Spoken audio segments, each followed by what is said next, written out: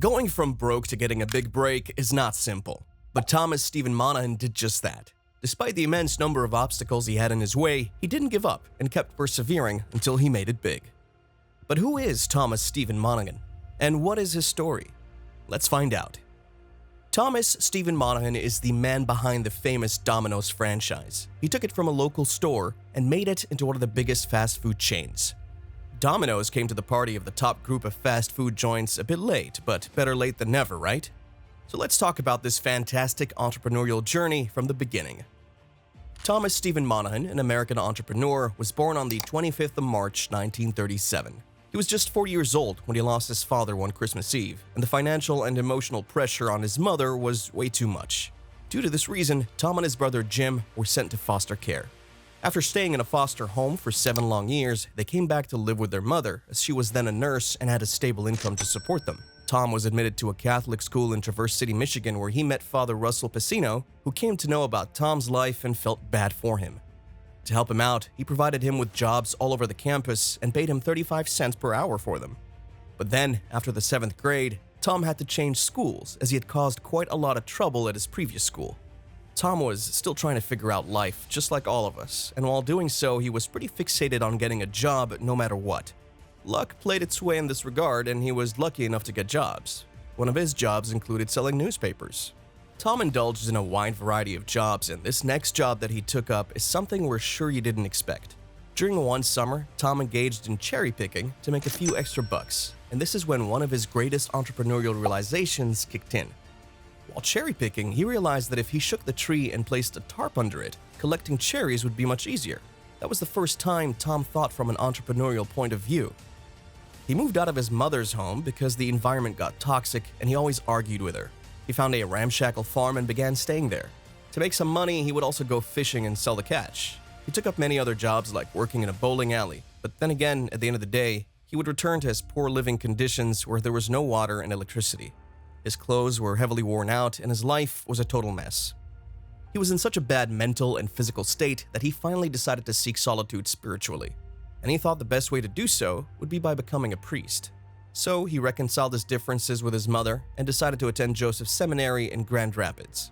Attending the seminary involved paying a certain fee, and his mom shelled out her savings to send him here after seeing that he wanted to fix his life. Sadly, he lasted just a year there, and then he was kicked out for bad behavior. This crushed him, and he didn't know what he would do henceforth. So afterwards, he got into St. Francis High School to complete his education. On one occasion, he used his mother's car without her permission. His mother was fed up with his antics and decided to get the legal authorities involved. So, on his way back from school one day, the authorities stopped Tom and sent him to a juvenile delinquent home.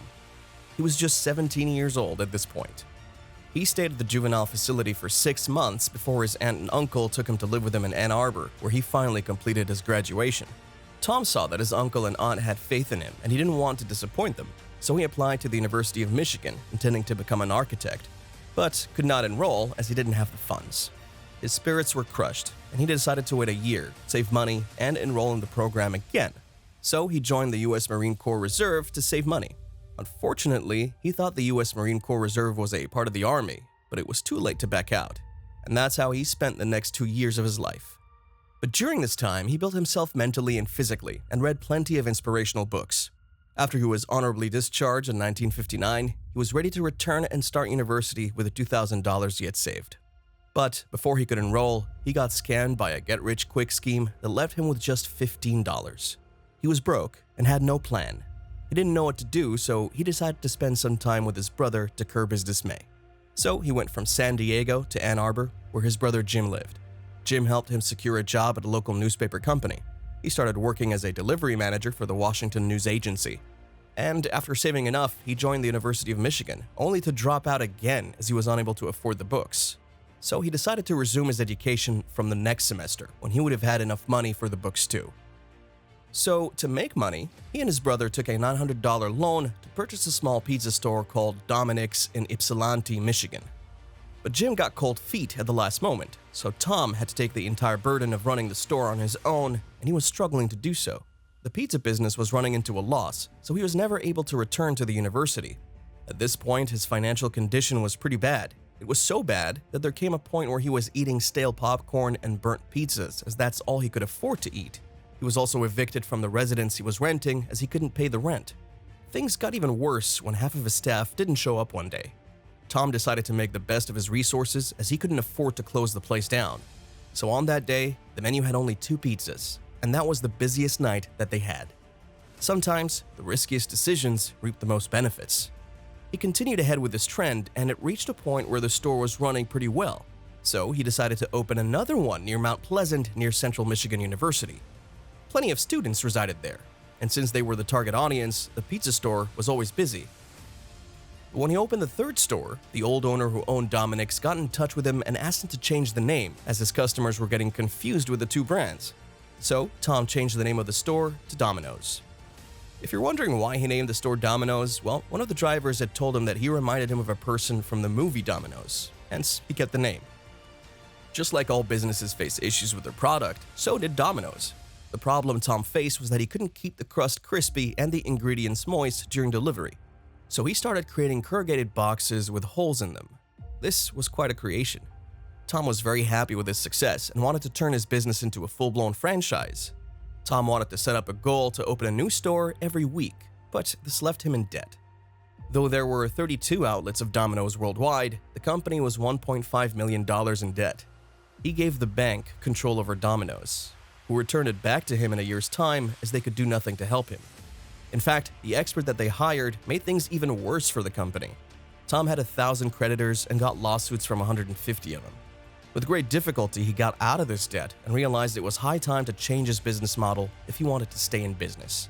But what was his new business model? So, anyone who wanted to franchise Domino's didn't have to pay an initial fee. This worked out great, and by 1983, Domino's had 1,000 stores, which then turned into 5,000 stores in a year. All thanks to the new policy that the company implemented, which stated that if customers didn't receive their order in 30 minutes, it would be free. Today, Domino's is one of the largest pizza delivery companies and, at the moment, can be found in 85 countries. As for its worth, the Domino's empire is now worth a whopping $9 billion and will undoubtedly continue to grow.